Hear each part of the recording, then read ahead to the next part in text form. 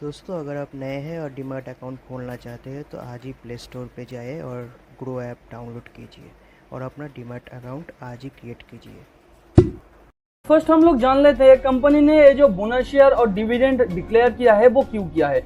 तो कंपनी यहाँ पे बोल रहा है कंपनी 2021 फाइनेंशियल ईयर में बहुत ही अच्छी तरीके से अपना जो कैश फ्लो है वो जनरेट कर पाया है, बहुत ही अच्छी तरीके से अपना जो नेट प्रॉफिट है वो रिटेन कर पाया है, जिसके वजह से कंपनी अपने शॉर्ट टर्म में जो लाइबिलिटीज है या लॉन्ग टर्म प्रोजेक्ट में जो इन्वेस्टमेंट है वो अच्छे तरीके से कर सकता है। और करेंट सिचुएशन में यानी करेंट इस कोविड-19 के पैंडेमिक सिचुएशन में कंपनी चाहता है कि अपने शेयर होल्डर्स के हाथ में कुछ पैसा पहुंचे, तो जिसकी वजह से कंपनी इस बोनस और डिविडेंड को डिक्लेयर किया है। मगर यहाँ पे कंपनी ने थोड़ा कंजर्वेटिव होकर सोचा है कि इतना सारा कैश अगर कंपनी से बाहर चला जाए तो कंपनी को हो सकता है थोड़ा दिक्कत आए।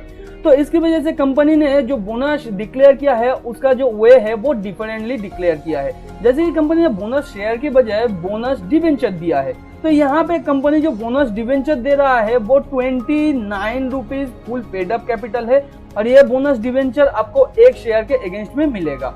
और कंपनी ने इसके साथ डिक्लेयर किया है 12.50 रुपीज पर शेयर डिविडेंड को।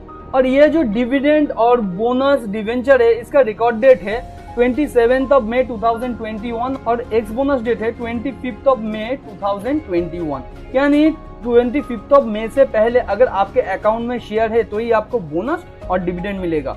तो कंपनी को डिवेंचर के थ्रू अपना बोनस देने का फायदा क्या है? इससे क्या होता है, कंपनी के अंदर जो कैश है वो कैश रह जाता है, क्योंकि डिवेंचर एक डेट इंस्ट्रूमेंट होता है, ये डायरेक्टली शेयर होल्डर्स के अकाउंट में नहीं जाता है डायरेक्टली। इसका एक टाइम पीरियड होता है और ईयर ऑन ईयर इसके अगेंस्ट में एक डिस्काउंट कूपन रिलीज किया जाता है, यानी आप बोल सकते हैं ईयर ऑन ईयर इसके अगेंस्ट में एक इंटरेस्ट पे किया जाता है। तो कंपनी इसका जो टेनर रखा है वो 3 इयर्स का रखा है और 3 साल के बाद ये जो डिवेंचर है फुल्ली कैश में कन्वर्ट हो जाएगा। बेसिकली ये बोनस शेयर स्टॉक मार्केट में एक पॉजिटिव वे से देखा जाता है, मगर कंपनी का अगर शेयर प्राइस को आप लोग देखें तो लगातार 4-5 महीने से कंपनी का शेयर प्राइस लगातार गिर रहा है। और अभी भी 2021 में कंपनी का जो फाइनेंशियल रिजल्ट आया था वो भी अच्छा आया था, उसके बाद भी कंपनी का शेयर प्राइस गिर रहा है। तो ये क्यों है, तो इसके बारे में थोड़ा जान लेते हैं। तो इसका जो मेन रीजन है वो पर्टिकुलर कोई वन रीजन नहीं है, इसके पीछे बहुत सारा रीजन मुझे दिख रहा है। तो यहाँ पे पहले तो है क्वार्टर ऑन क्वार्टर रिजल्ट। देखिए जून के क्वार्टर में कंपनी ने एक अच्छा खासा रेवेन्यू जनरेट किया था और उसके साथ नेट प्रॉफिट भी कंपनी ने जनरेट किया था। मगर इस जून 2020 के बाद से कंपनी का जो क्वार्टर ऑन क्वार्टर रेवेन्यू है वो लगातार गिरता गया, उसके साथ कंपनी का जो quarter on quarter net profit है वो भी लगातार गिरता गया, उसके साथ कंपनी का जो ऑपरेटिंग प्रॉफिट है प्रॉफिट मार्जिन भी लगातार गिरता गया।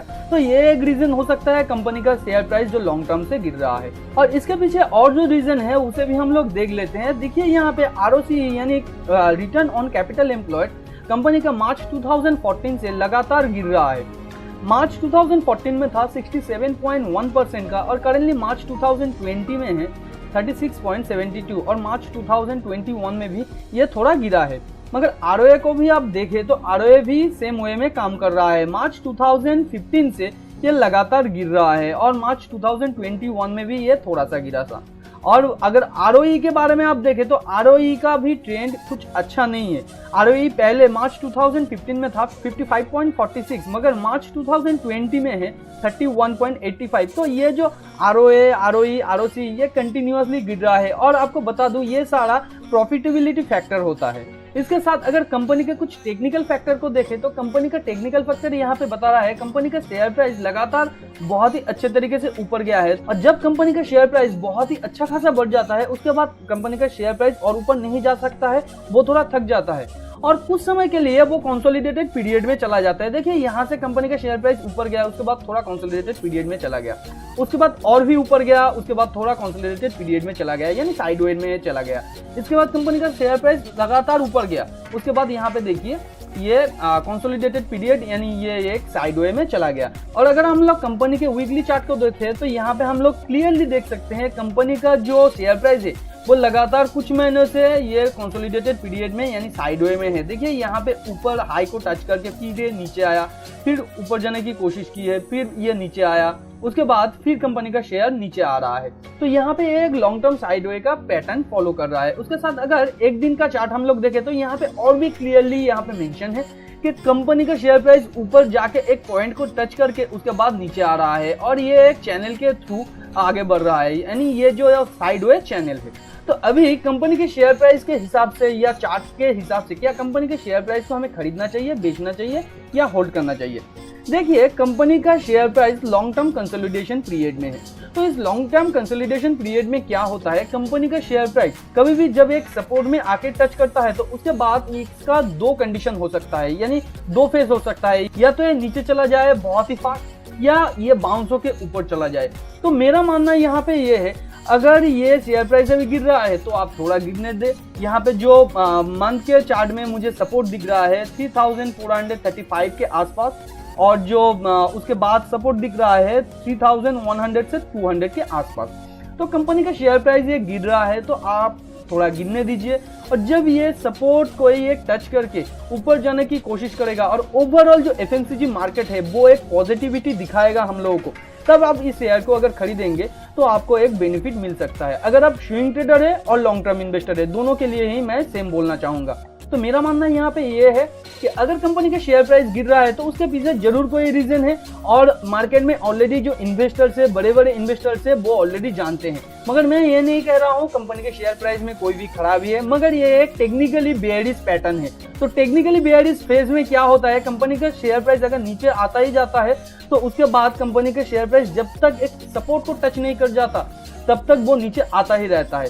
तो मैं कहूँगा इस सिचुएशन में आप थोड़ा वेट कर लीजिए, उसके बाद ही आप इस कोई भी एक सपोर्ट में आने के बाद ही आप इसे खरीदने की कोशिश कीजिए, तो ही आपको अच्छा खासा प्रॉफिट मिल सकता है। और अगर आप एक दिन के चार्ट को देखें, यहाँ पे भी आपको क्लियरली दिख रहा है कंपनी का शेयर प्राइस गिर रहा है। तो यहाँ पे जो नेक्स्ट सपोर्ट है ये 3200 से 3300 के आसपास। तो यहाँ पे अगर टच करके कंपनी का शेयर प्राइस ऐसे ही ऊपर जाता है, एक हाई वॉल्यूम के साथ एक ऊपर जाके क्लोज करता है पिछले कई दिनों के जो हाई है उसको तोड़कर, तो यहाँ पे आप खरीद सकते हैं। और अगर आप स्विंग ट्रेडर हैं तो जब इस कंपनी का शेयर प्राइस ऊपर इस रेजिस्टेंस के आसपास आएगा तब इस शेयर को आप हाफ बेच दीजिए और हाफ वेट कीजिए, हो सकता है यहाँ से एक ब्रेकआउट आपको मिले।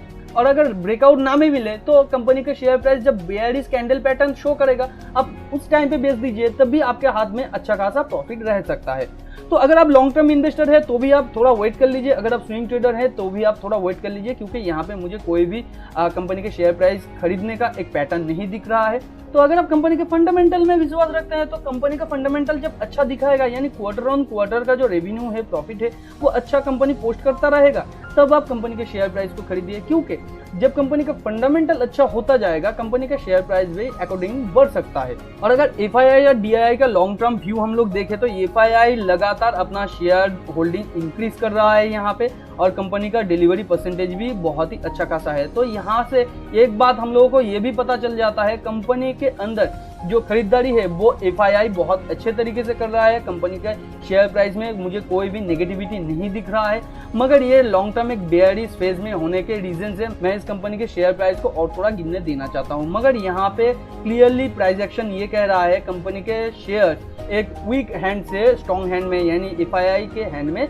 जाता रह रहा है। तो उम्मीद करते हैं ये छोटा सा वीडियो आपको नॉलेजेबल लगा होगा। अगर ये वीडियो आपको नॉलेजेबल लगा है तो वीडियो को लाइक एंड शेयर कीजिए।